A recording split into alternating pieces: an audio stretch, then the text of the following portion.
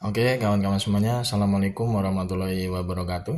Ya, untuk kesempatan kali ini, gue ingin sedikit masih melanjutkan pembahasan terkait dengan dugaan ijazah aspal dari Mukidi ya, cuman dari sudut pandang survei gitu ya. Karena ini banyak berita-berita lucu ya, berita-berita yang menurut gue memang ya penuh dengan komedi sebenarnya ya, berkaitan dengan kasus ijazah aspalnya Mukidi ini, bahkan sampai merambah ke lembaga survei nih ya. Ini gue baca di beberapa media online gitu ya. Ini survei dari indikator yang dipimpin oleh Burhanuddin Muhtadi itu kemarin secara resmi merilis hasil survei ya sebesar 69,7%. Katanya masyarakat itu percaya bahwa ijazahnya Mukidi itu asli gitu. Sekarang yang jadi pertanyaan besar di sini, yang pertama ya, sampel yang digunakan oleh survei indikator ini sampelnya dari mana? Itu satu. Yang kedua, yang menjadi metode penelitian ya untuk mendapatkan sampling dalam survei indikator ini indikatornya apa aja ya kan, ini perlu karena dalam penelitian itu kan kita harus yang namanya menggunakan sampel secara randomisasi, nggak bisa kita ngambil sampel itu satu kelompok, pasti hasilnya bias gitu. Yang kedua, metode penelitian yang digunakan untuk mendapatkan sampling itu perlu gitu kan. Jadi kalau misalkan istilahnya dua hal ini saja yang digunakan oleh surveinya Burhanuddin Muhtadi ini ya, mendapatkan angka lebih dari 50% masyarakat itu katanya percaya bahwa ijazahnya Mukidi itu asli, ternyata ya sampling maupun sampel penelitiannya itu atau metode penelitian untuk mengambil sampling itu ternyata bias ya, maka ini tentu akan menjadi bentuk pembodohan publik gitu ya. Karena banyak survei-survei bayaran ya, survei-survei pesanan memang selama ini tugasnya itu untuk memanipulasi pikiran masyarakat supaya percaya terhadap Mukidi, supaya percaya bahwa rakyat itu banyak yang puas terhadap Mukidi. Ini menurut gue salah satu bentuk kerusakan ya dalam demokrasi. Karena apa? Karena survei-survei bayaran, survei-survei pesanan ini ya tentu sangat merugikan sebenarnya bagi apa? Bagi kepentingan masyarakat yang lebih luas, yaitu mencerdaskan kehidupan bangsa. Kan selama ini kan banyak survei-survei seperti ini ya. Banyak kemarin kan surveinya 90% masyarakat menyatakan puas terhadap kinerja Mukidi. Kan kita juga bingung gitu kan, puas dari mana gitu.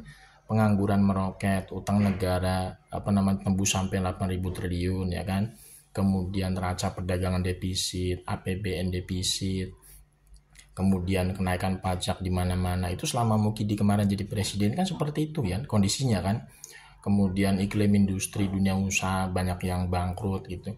Kita juga bingung, survei 90% masyarakat puas terhadap kinerja Mukidi itu dari mana ngambilnya gitu ya kan. Ini kan jadi pertanyaan besar bagi kita yang merasa masih jadi rakyat yang cerdas gitu. Pasti kita bertanya-tanya gitu kan ya. Makanya ini pentingnya menurut gua ya, pentingnya ya sebenarnya ini kan tugasnya pemerintah gitu ya, Pak Prabowo gitu. Untuk apa? Untuk membersihkan nih survei-survei model kayak begini ya. Apalagi ini terkait dengan kasus ijazah aspal Mukidi ya. Ini tentu tidak bisa dipermainkan dengan hanya angka-angka survei gitu kan ya. Karena kalau kita lihat realita secara hukum maupun secara saintifik, itu sebenarnya sudah menunjukkan bahwa ijazahnya Mukidi itu aspal gitu kan. Bahkan dikatakan oleh Bang Desmond itu 11.000 triliun persen aspal. Jadi untuk membuktikan keaspalan ijazahnya Mukidi itu ya tidak perlu dengan namanya tandingan dari survei lembaga, atau tidak perlu mendapatkan tandingan dari lembaga survei bayaran. Karena mau pakai lembaga survei bayaran apapun gitu ya, itu nggak mungkin bisa menghilangkan ya, nggak bisa menghilangkan yang namanya jejak objektif kebenaran dari kajian ilmiah.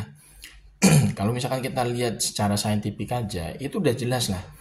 Fotonya Mukidi yang katanya di ijazah itu berbeda sama mukanya Mukidi ya kan. Kemudian dari lembar pengesahannya itu skripsinya itu jelas menggunakan font dari Microsoft Word yang tidak lazim pada tahun 1985. Itu sudah jelas abal-abal skripsinya. Kemudian apa? Kemudian dari segi format penulisan gitu kan. Itu sebenarnya kalau ijazah itu kita lihat dibandingkan dengan yang sejaman gitu tahun 85, itu banyak sekali format penulisannya itu berbeda gitu kan. Itu kan kita bisa bandingin gitu loh. Dan seperti itu aja sebenarnya sudah bisa menjadi bukti keabsahan bahwa memang ijazahnya Mukidi itu dengan segala macam riwayat rekod pendidikannya itu aspal.